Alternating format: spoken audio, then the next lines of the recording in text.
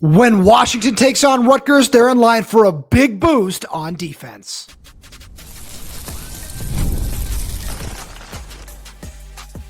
You are Locked On Huskies, your daily podcast on the Washington Huskies, part of the Locked On Podcast Network, your team every day.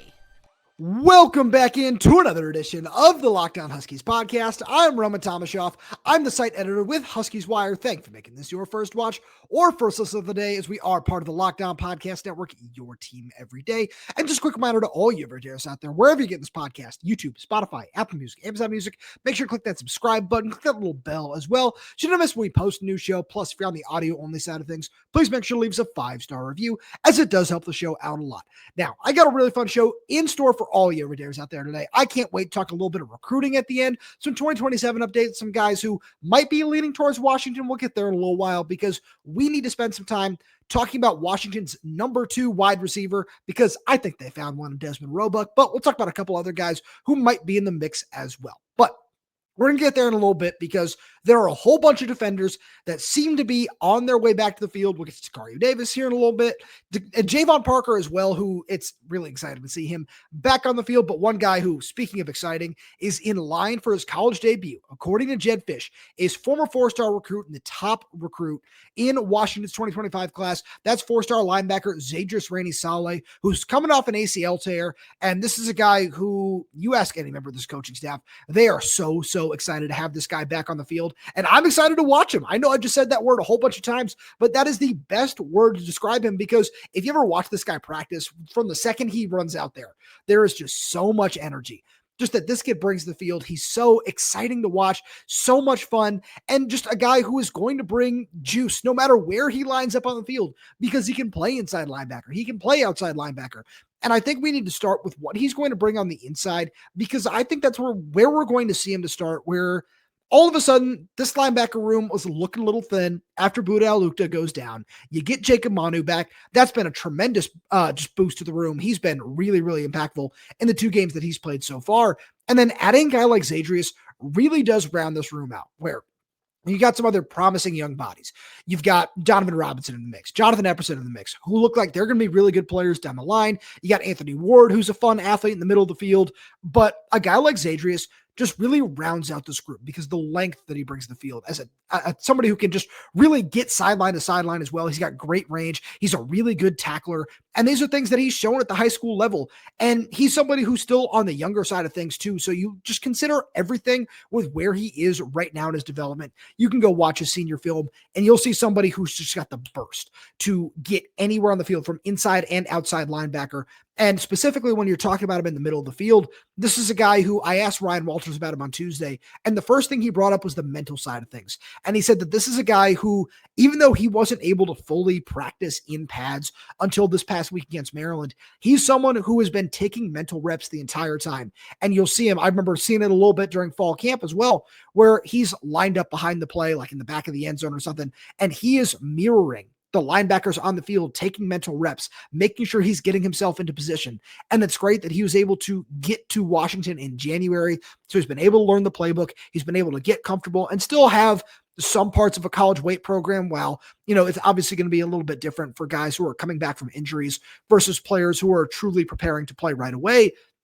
And we're still going to see him on the field a fair amount, in my opinion. And like I said, the versatility is something that's really important here, especially as we continue to see Zach Durfee work his way back from injury. Jedd Fisch handed on Monday that it might not be as bad as it kind of originally looked, where we saw him in a sling at the end of the game. It doesn't sound like it's anything season ending, and he might be able to get back within the next couple of weeks. So that's certainly something that you're going to want to keep an eye on. But when I look at what Zaydrius can bring at outside linebacker, the physicality, the burst, the first step, the strength that he brings to the field, those are all things that as a situational pass rusher could be tremendous, where you look at what Jacob Lane has given you so far. He's been awesome. Deshaun Lynch and Isaiah Ward have both had some nice little spurts, and they're looking to continue to put it together. Devin Hyde is someone who this coaching staff has a lot of high hopes for as a long-term impact pass rusher down the road. I look at what Zaydrius can give you right now. I really can't even put into words how exciting I think that this guy can be in the middle of the defense because he's someone who, a lot like X-Ray Alexander, you can put in several different spots and just let him go to work. And I think from outside linebacker, lined up as a traditional wide nine sort of guy, you can let him just get isolated on offensive tackles. And I think with the length that he has and some of the power and the physicality, he is going to be able to win early on against some probably weaker teams in the Big Ten right now. I'd certainly put Rutgers into that department, even though they do have a very experienced offensive line, Purdue, UCLA, or some of those other schools where I would look for him to make a little bit more of an impact on the outside, where you face off with the Michigans, the Illinois, Oregon, schools like that. I think that he could be a really nice piece for you in the middle of the field as both a run stuffer and a coverage linebacker as well. I think that's something that I'm going to be really, really intrigued with Zaydruis in particular, as we kind of see him take his first college snaps and see what some of those reps are going to look like. The range and athleticism he gives you as a pass coverage defender are going to be invaluable, especially when you look at where Devin Bryant and Jacob Manu especially have thrived. And I think both those guys are really talented all-around linebackers, but their skill set is way more coming downhill than it is dropping back in coverage. And that's why Ryan Walters called Zaydruis the ideal linebacker, because he can do a little bit of everything and is an athlete that can really drop back and help you, not just in coverage on tight ends and different things like that, but in just different zones over the middle of the field. So I'm really excited about that. I also need to make sure I talk about some of these other guys, like Jayvon Parker is one in particular, where it's just great to have some of this extra depth in the room, where I'm really excited to be able to watch him suit up alongside his twin brother for their very first time in a game. That's going to be just a really awesome moment for both of those guys. And then you look at just what he adds, again, not just in terms of the depth, but this is a guy who not only does he raise the floor of this Washington defense whenever he's on the field, when you look at especially what kind of impact he made in the game against Rutgers last year, which, by the way, really nice full circle moment to have him get injured against Rutgers last year. Obviously that sucked. That's not what I mean by this, but you look at being able to get back out on the field for that next matchup a little bit over a year later. It's really an awesome moment to get Jayvon back on the field, because he raises not just the floor, but he raises the ceiling of this defense in a big way, because I legitimately believe that, just position excluded, he is the best pass rusher that you have on this roster right now. And Jayvon is a guy who, if you ask any member of this defensive line, they're going to tell you that he is the strongest player that you have on the field at any point in time. And we saw that show up last year. And I think that's something that moving forward, we're going to continue to see, that whether he is just taking 5, 10, 15 snaps a game really early on. I think that this coaching staff, especially when you look at the way that they used Jacob Manu early on, and they limited him to 30 snaps against Ohio State. I think it was a little bit higher against Maryland this past week. But I think that with a guy like Jayvon and the upside that he brings, there's no reason to keep him off the field at this point in time, where, obviously you want to play it a little bit safe with him. And that's why we didn't see him a little bit earlier on. But this is a kind of guy where he's going to make an impact for you in several different spots along the defensive line. The coaching staff has bulked him up a little bit, where we're probably going to see him a little bit more in the middle at nose tackle. He's also athletic enough and has the footwork necessary to play several different spots along the defensive line, whether it be the 4-eye, the 3, the 5, some of these other positions that Ryan Walters likes to have his defensive linemen just align in ahead of the snap. He can do all of those things for you along the interior. So this is a guy who, you want to play it safe. You want to make sure that you keep him healthy above anything else. But I think that this coaching staff at the same time is going to want to let it rip with him and get him out there as much as they possibly can early on. Just as we just kind of look at what the season has turned into early on, as the Huskies sit here at 4-1. And before we move on here, I have to talk about Tacario Davis as well, where I've been of the mind that he's going to come back for a few weeks now. And it feels like this week might actually be the week where it really is all up in the air at this point, where it seems to be in the hands of the medical staff as to whether he can fully protect himself on a tackle or not, as he continues to deal with what Jedd Fisch called a rib issue. I fully expect to see him back at the very latest by next week at Michigan, but this is one of those games where Ethan Kaliakmanis has been a really, really solid quarterback so far this season. He's been really efficient. Ryan Walters talked about the explosive play capability that this Rutgers offense brings during his press conference on Tuesday.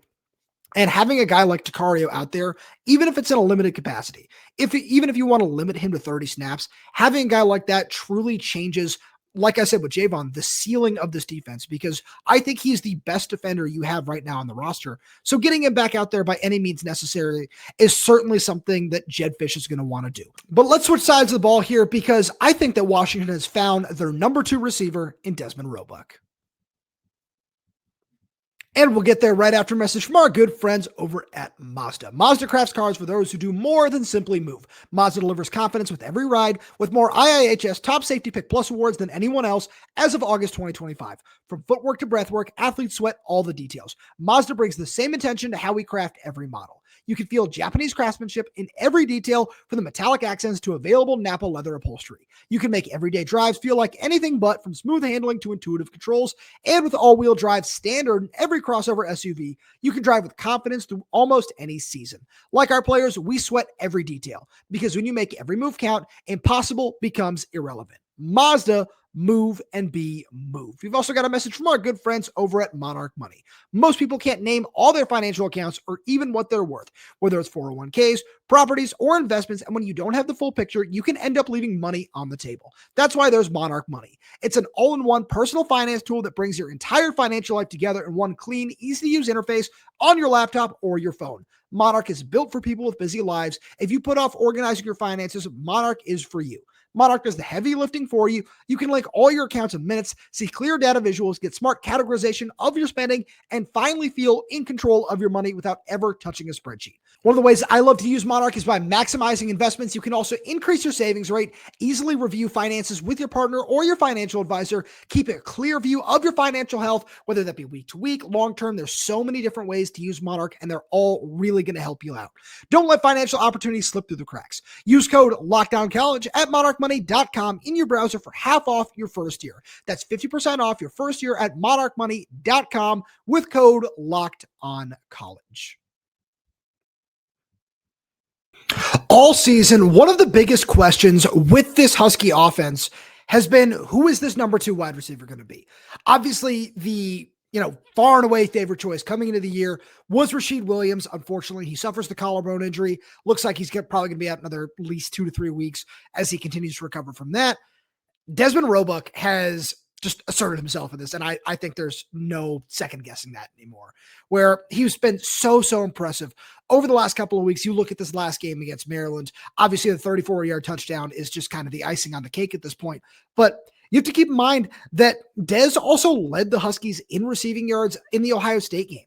And this is something where if he can do that against the number 1 team in the country, like we all know that Denzel Boston is going to continue to be the alpha receiver on this team. He's going to continue to be that 1A guy. He's one of the best receivers in the conference and the country. But having somebody like Desmond Roebuck continue to emerge is such an exciting thought for this offense, where I think you can back it up with stats, right? Where he's tied with Jonah Coleman for second on the team in yards, and he's also second on the team in receiving touchdowns with a pair of them. And he's number 3 in catches on this team behind Jonah.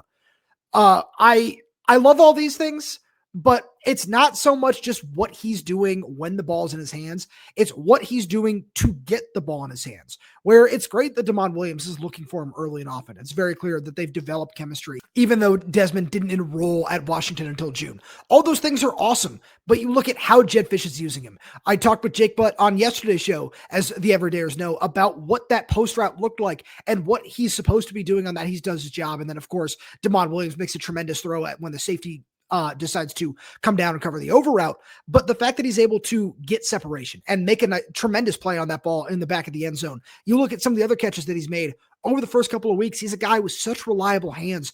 And I know I said it before, and I'm going to say it again. When it comes to Dez, all of the little things that you look for that a receiver does well, it's very obvious that he's a coach's son. All of these things just really shine through with the little details, the ability to create separation just by running his routes. He doesn't need to extend a hand. He doesn't need to do anything physically to get that separation. He just knows how to stop on a dime and how to round off his routes in just the right way to create separation from even the best defenders, which is a really exciting thought as you continue to look forward. And that's where I'm going with this, is the fact that he doesn't just do it from one spot. You see him line up in the Z. You see him line up at the slot. We've seen him line up outside at the X a couple of different times as well. he's just so good at, no matter where he is on the field, at understanding leverage and understanding all the different little things that a receiver needs to do on a play in, play out basis. And on top of that, he's a really strong run blocker as well, which you wouldn't know given his size. All of these things are what you need to play into as a number 2 receiver.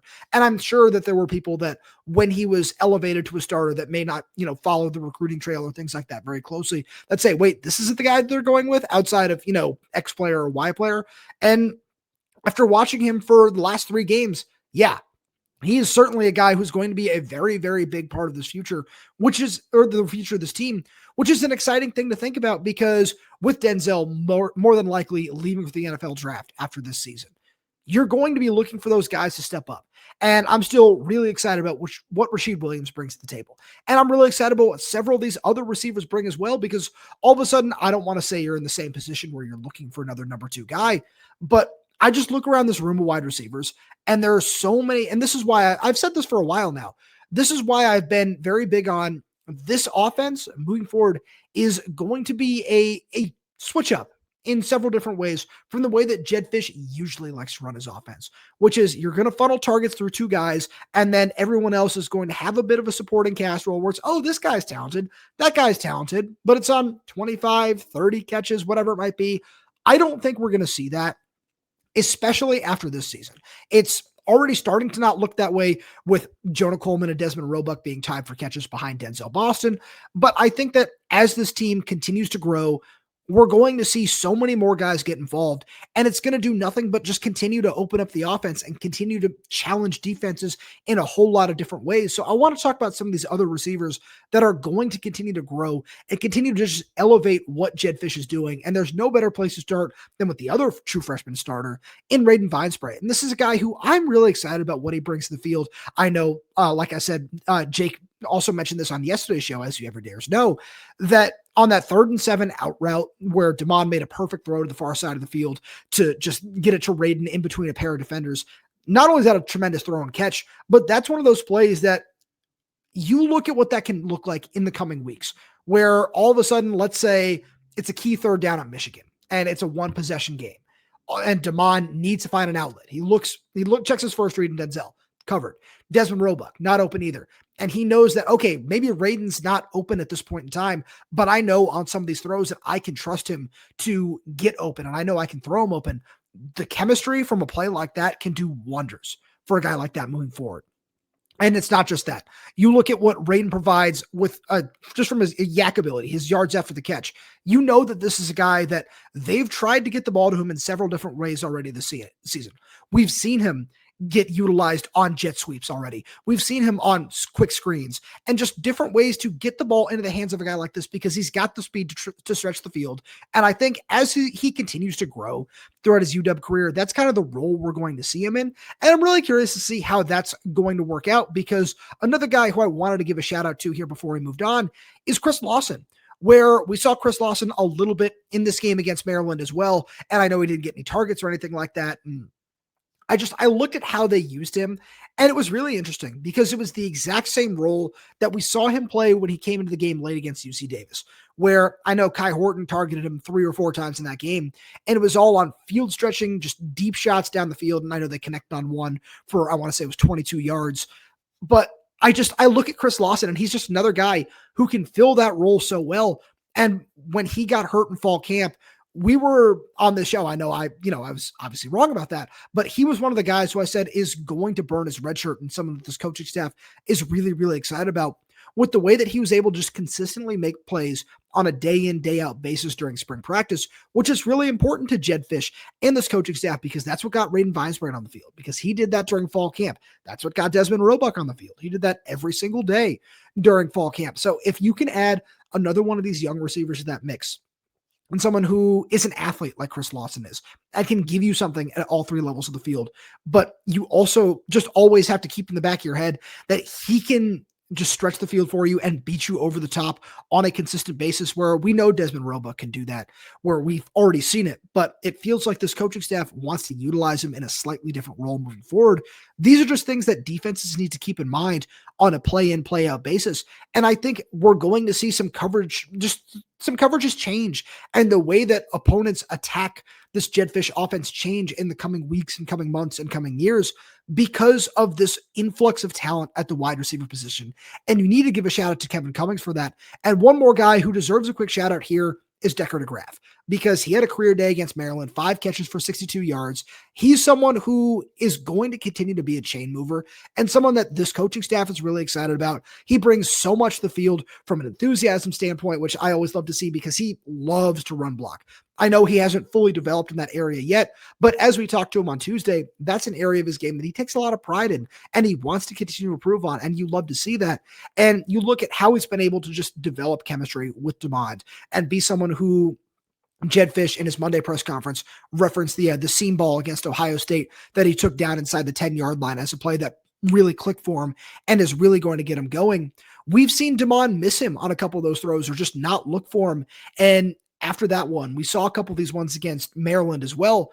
If he and Demond can continue to stay on that same page and build that confidence and build that chemistry moving forward, Decker is a guy who can become a really, really big threat in this offense with the way Jedd Fisch likes to move him all over the formation and utilize him. So that's just another thing to keep in mind because, again, it just adds so many different layers and threats to this offense that defenses need to account for on a down in, down out basis, which is a lot of fun to think about. But another thing that's a lot of fun to think about that I can't wait to talk about is some of these guys who are really high on Washington in the 2027 class.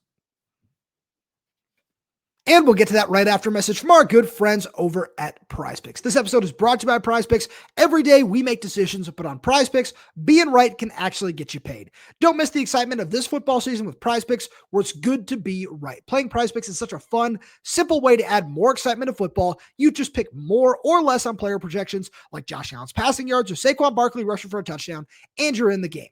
I love how quick it is. You can make your lineup in under a minute. My favorite part, PrizePicks just added stacks. So if I want to ride with the player, I can select their pass yards, rush yards, and touchdowns all in one lineup. Now, one of their awesome new features is the new injury reboot feature. If your player leaves early and doesn't return, it won't count against you. Download the PrizePicks app today and use code LOCKDOWNCollege to get $50 in lineups after you play your first $5 lineup. That's code LOCKDOWNCollege for $50 in lineups after your first $5 lineup. PrizePicks, it's good to be right. All right, this recruiting segment is brought to you by the Locked On Huskies Insider Program. You can check that out down in the description below. You get a free 2-week trial, and after that, it's $4.99 a month, and I promise you, it is so worth it. All the latest news, whether it be breaking news, injury reports, recruiting rumors, recruiting commitments, anything like that, all of that, I'm dropping it right into your text message inbox, and you can text back and forth with me, ask me any sort of questions that you might have. Again, it's down in the description below. Free 2-week trial. After that is $4.99 a month. The last blast I sent out was 10 players in the 2027 class as the Huskies continue to look for their first commit in that class that I'm feeling really good about right now with where Washington stands with them. So I'm going to give you 3 names on that list. You want to check out the full thing? Sign up for that free trial. See how you like it. The first one is 4-star safety Isala Aisa Wily-Ava from St. John Bosco High School down in Southern California. I'm really just enamored with this kid as a prospect. And obviously he picked up a crystal ball from Adam Gorney and Rivals last week to choose the Huskies, which would be a massive win to kick off this class where you look at what he brings on the field. You watch that high school film, and he is someone who would, I think, fit the Alex McLaughlin role really, really well. Where you look at where he's at right now in terms of physicality, at 6'2" and 195 pounds, he's already well on his way to developing an elite frame that could stick in this box safety sort of role, or maybe even have him turn into a hybrid linebacker as he gets to the next level. And I'm really excited to see how that's going to work out, because you look at the tape, and like I said, probably plays this Alex McLaughlin role where last year at St. John Bosco, he had 7 interceptions during his sophomore season, which led to him getting a spot on the Max Preps sophomore All-American team. And he's just a really, really freaky athlete. And I know I've got a lot of questions and comments from some everydayers out there asking about getting some highlight tapes involved with some of this. And I really do appreciate that. And I'm hoping to find a way to integrate that into the YouTube side of things soon. Another way to just make sure you subscribe, where it's a little bit difficult sometimes to integrate the highlight reel process as I do all the editing and everything on the back end. But This is a guy who, and I say this right now because I want to make sure that you watch some of his highlights. If you haven't, go check out his huddle film, because one play in particular that I was talking about with my good buddy Alex Katzen, who writes with me over at Huskies Wire, was there's a blitz rep where he just accelerates and fires through the hole in an instant. And it's one of those plays where you look at, like, if you don't know anything about this kid, you say, okay, yeah, that's a next level player right there. That's somebody who's going to hang in big time college football because of the speed, the burst, the first step, the eyes, the athleticism, all these different things that he shows that will help him play at either position at the college level, which I think is a lot of fun to think about. But on top of that, this is just a guy who he also hits really well. And there are so many different things that you can just, compare him to. It's, this big safety, that big safety, whatever. Shout out to the Duke father, one of our tremendous insiders, who pointed this out to me, is, hey, he'd be getting coached by Taylor Mays. And I think that's a really big part of this as well, where a guy who already at 6'2", close to 200 pounds, being coached by someone who at 6'4", 230, I think he still weighs, because he's still just a very physically imposing presence. Having somebody like that as your mentor in your corner is a really fun selling point for Washington. And I think where I've seen it from a lot of people, whether it be on Twitter and the YouTube comments or everything, saying, hey, why is Washington still in this mold of recruiting so many, safeties and defensive backs, where in this 2026 class, obviously you need to overhaul the room, just like you did at wide receiver last year, and just get a whole bunch of talent infused into that position. But you look down the line, and not only is Ryan Walters just very defensive back minded. He played safety, was a safeties coach for a while, but there's just such an important part of this defense. Look at Alex McLaughlin. He's the leading tackler on this defense, and it's not relatively close right now. Like, having guys who can play just all different sort of roles. You see all the 3 safety packages that they've rolled out over the last couple of weeks, having several players fit that mold that you can rotate. And it's not necessarily that you want to move away from linebackers position and get more safeties on the field. No, but it's having those sorts of athletes that can play several different positions for you is a really fun just advancement in modern defenses, where if you can go recruit the Sonny Styles and Arvell Reeses of the world, freaky athletes at linebacker, yeah, you do that 10 times out of 10. But if those guys, a lot of them are listed as safeties now, and they just continue to grow and grow and grow, and maybe they grow out of that position. And I think Isala is a really interesting case study in that department. And if he were to end up at Washington, I'm so curious to see what his development would look like, because I think that he's someone who might fit that role really well. But wherever he fits on the back end of the defense, that's a guy that Washington would just absolutely love to have, and several other big time programs would as well. So seeing that crystal ball is a tremendous sign. Let's talk about a couple of these other guys though, because speaking of just really exciting development tracks, I think 4-star wide receiver Braylon Pope is one of the best kept secrets on the West Coast right now. You go and you look at just his film at 6'3", 195 pounds. He is such a fluid mover for his size. He is someone who gets in and out of breaks in a hurry. He's got great feet, can really stretch the field. And at that size, it's really hard to not, especially, being from Sumner High School here in the Seattle area, it's really hard to not compare him to Denzel Boston. So I'm going to take the cheap route and say he looks a lot like Denzel Boston. And it's not even just, the fact that Denzel had a very similar height and weight profile coming out of Emerald Ridge High School, was utilized in a very similar way at the high school level, where he can be a contested catch threat and just stretch the field for you with the speed that he brings to the table.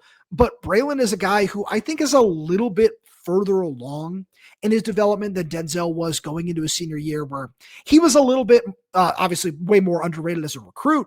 I think that Braylon is the kind of guy where I look at this 27 wide receivers class. I think Kevin Cummings, even though he's done such a tremendous job at that position, is going to try to continue to take 2 or 3 wide receivers a year, where Zarek Sidney is a name that I've mentioned previously on the show that Washington seems to be really, really interested in. And I think Braylon Pope is one of those guys where you look at what his future is in this Washington offense with Jedd Fisch at the helm. It's just that true X outside receiver spot where it feels like Justice Williams is the next in line to take over that department. And if he's able to put up a couple of productive seasons on the outside, all of a sudden Braylon Pope is next in line, and you can just keep churning out these massive, big-bodied wide receivers. Deji Ajose is another guy who could fit into that role really well from the 2025 class.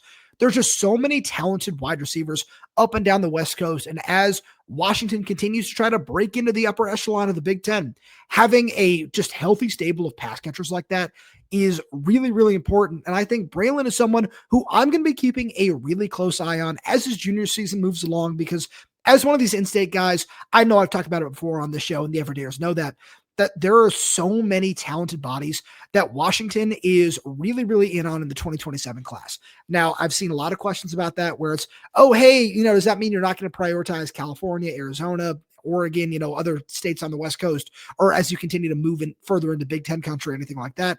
No, there are just 6, 7, maybe even 8 guys that have legitimate offers right now from Washington that are just in-state products because they are that good. And keeping just elite athletes like that at whatever position it might be is a cornerstone of getting to that upper echelon of the Big Ten and competing for the conference championship, competing for a spot in the college football playoff. And I think that Braylon is one of those guys who, as you continue to level up and get to that coveted blue chip ratio, he is one of those guys who can absolutely get you there. And I'm really excited to see what his future looks like, because I don't think he's fully blown up yet on the recruiting trail the way that he deserves to. And I think that he's very high on Washington in the same regard. But this is somebody who Washington needs to get in on early, because having a big time receiver like that from close to home to just get him committed early in the class would be a massive, massive win for Jedd Fisch, Kevin Cummings, and this entire Husky staff. One more guy who I want to talk about before I get out of here, speaking of massive wins, is 4-star edge rusher Troy Bowens from Sutter High School down in California.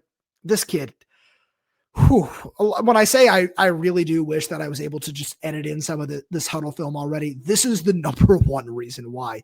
This kid is so much fun to watch. I think that in the same way that Braylon Pope hasn't fully blown up yet, I don't think Troy has fully just tapped into his potential yet or reached what he should be on the recruiting trail, which is a top 100, top 75 kind of player, because at 6'4", 250, he's a really impressive athlete. The way he moves, how strong he is, how versatile he is. Or right now, he kind of acts as a true 3-4 defensive end. And this is where I'm really curious to see what Jason Kafusi, Ryan Walters, Matt Doherty, what the plan from Washington's coaching staff might be for a kid like this, because you can look at him and say, all right, I can see Jacob Lane in his future. You keep him around the same weight, 250, 260 pounds, and he can be a real problem on the edge. He can be super disruptive as a pass rusher with the power that he's already shown, plus the explosive first step, plus some of the twitchiness and bend that you're looking for. That's all really, really exciting. But at the same point, you can look at a kid like that and say, you look at that power, you look at that explosiveness, that first step, the twitch. Why not see if his frame, because it looks like it can, see if it can hold an extra 30, 35, maybe even 40 pounds and get him up into that 280, 290 range. And, maybe you still have him play some outside linebacker like Deshaun Lynch has for you this season, where he can be a really strong edge setting kind of player.